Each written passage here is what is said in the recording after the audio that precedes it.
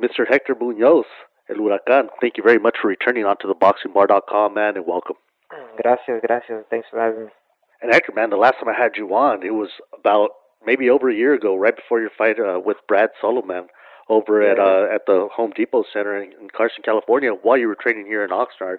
You've had a few fights since then, and you've had a lot of experience from all the sparring partners that you've been posted online that I've been seeing. Yeah. You got this big fight coming up with Mr. Hector Camacho Jr. Everybody knows who that is. Everybody knows he's the son of a big legend, man.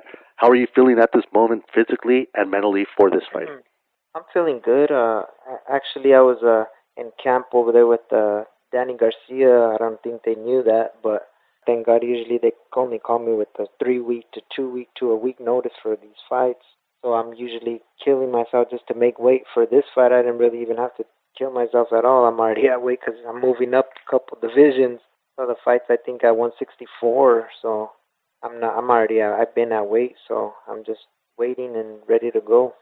And this fight's going to be in Parker, Arizona, at the Blue Water Casino there. What is that going to be like for you fighting in Arizona? I think it's gonna be good. I have a lot of people in Arizona that support me too. I have my family out there also, and I think it's gonna be a good turnout. And I've been blessed to have Fernando Vargas. He's gonna be working my corner, and he's a real good friend of mine. And just he's been teaching me a little bit of. He's fought some southpaws, Raul Marquez, and some other guys, and he's been teaching me a little bit of stuff because I hate southpaws. Yeah, and I think one of the guys that was giving him a lot of difficulty that he fought was Ike Forte. I remember being at that fight. Oh yeah. It was an awesome fight.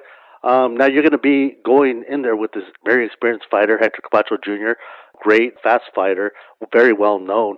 Is that a good thing for you to be fighting a guy that's well known like this and respected, and especially people are going to respect him a whole lot more after his father's passing? Is this a good step for you, fighting a guy like this? What I love is I just love to fight. I love to box. I never told anyone I was gonna be world champion. I never said none of that. That I was gonna be this and that contender, whatever. I just praise God that He's giving me the ability to fight they give me these good fights, and they know I come to fight. That's why they call me to go short notice because they know I come to fight even if I'm out of shape. So, but I'm in good shape, and I'm ready to go put it on this guy. I was helping out Danny Garcia.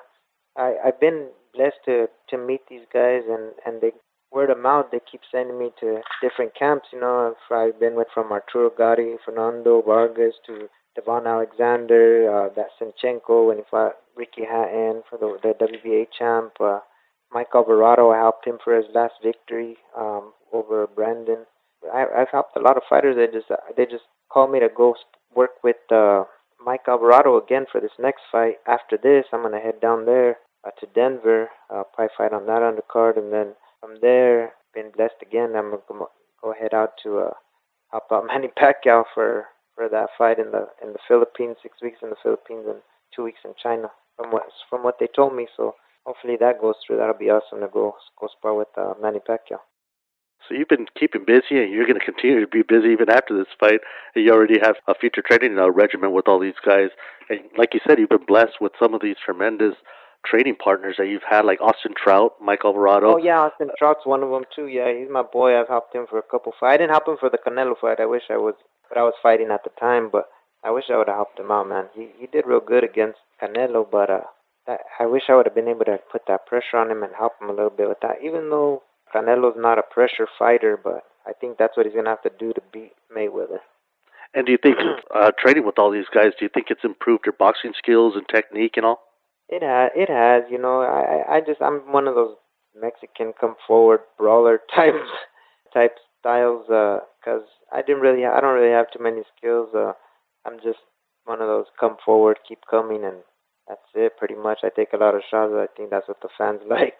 But like I said, I only had 3 amateur fights, and they made me go pro after one of my fights. That I fought a pro in an exhibition, and they paid me. So I ended up knocking them out, and they ended up paying. Well, they paid me for the fight, and after the fight, they told me I couldn't fight amateur anymore. So I was like, oh, what am I getting myself into? But I kept from there going on and fighting pro, and it's been good. I love to do it, and I just love to fight.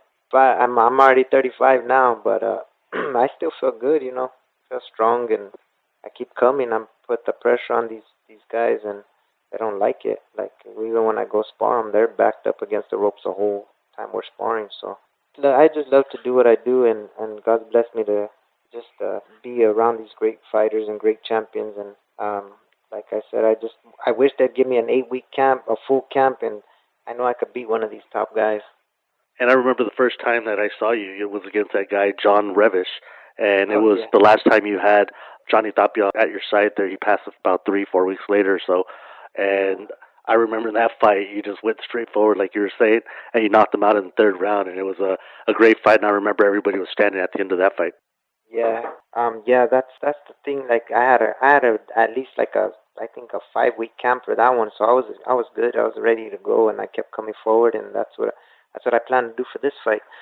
Camacho, I hear he gets a little lazy. He was 9.5 pounds over his weight limit for his last fight, and we're just gonna take advantage. And hopefully, he comes in heavier again. Take some little bit of money and make him put that pressure on him and keep coming. Because I'm gonna keep coming forward.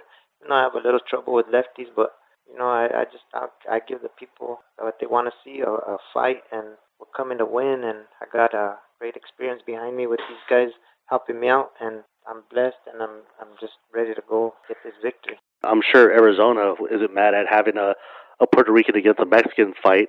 Oh Having yeah, it, there in front of them. You add all those little factors, and it brings on the people and more interest in the fight, and hopefully sells more tickets for you guys.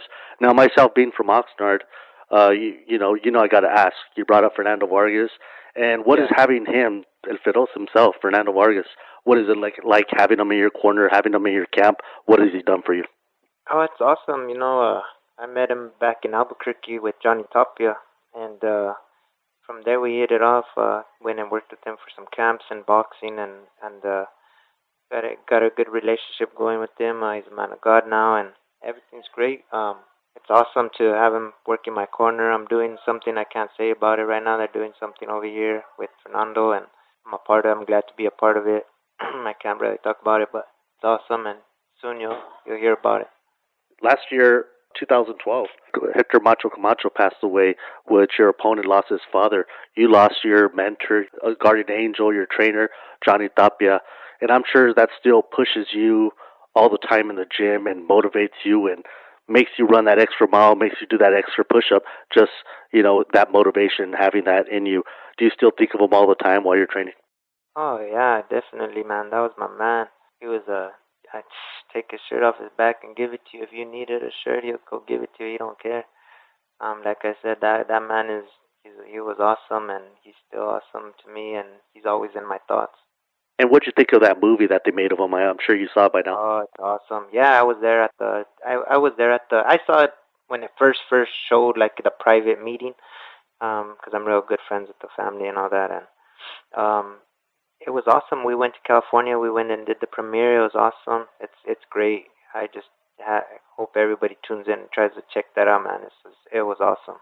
Made me cry the first time because you know how you know him, and it gets to you. But after the second time I watched it, it was like kind of funny, and because he was a funny guy. He was a funny character. He was a character, man. So everybody got to tune in and watch that. It's awesome. And I know you miss Johnny. You always talk about him. You always bring him up. You always post pictures of your son all the time, whether you be with them or away from him. You're always posting that you miss him and stuff. And you're blessed to work with all these sparring partners that we've talked about, and now with Fernando, that's going to be at your site there. Is that motivation enough? I mean, or does that make you, and does that push you to keep going forward in this sport? Even though you've had some setbacks, also does this push you Yeah. forward to keep doing what you're doing and doing what you love, which is boxing? Oh yeah, definitely. Like I said, I just love to fight. I love my son. I miss him so much, man. I've been away from him for a month, so I just can't wait to. I gotta go to the Mayweather fight because Danny's gonna get me in. I'm gonna go in with Danny Garcia, but after that, I'm headed back to my hometown, Albuquerque, New Mexico, and straight to see my son. I miss him so much, man. That's my man right there. That's what gets me motivated the most. I'm motivated. Just my son motivates me, and I do all this sacrifice. It's hard, but because he misses me, because he's always with me 24/7 over there back home. But I gotta do this now. Now that I can't, I gotta make this paper and save it up and go get some schooling from this paper, and so I could have a good little jale afterwards, you know. So Wednesday's a fight, man. What should we expect to see in that fight on Um, Wednesday? yeah, I'm gonna put that pressure. I don't think it's gonna go 10. I think I'm gonna be able to get him in the 6, 7, 8 round. You know, I'm in good shape, just ready to perform and get this win and go get another big fight after this. And Hector, man, thank you again for coming on to theboxingbar.com, and a big good luck to you, man. You need this victory, and go get it, brother. Brother, appreciate it. Thank you. Thanks for having me again, man. And thanks and all the luck in the world, man. God bless. Gracias.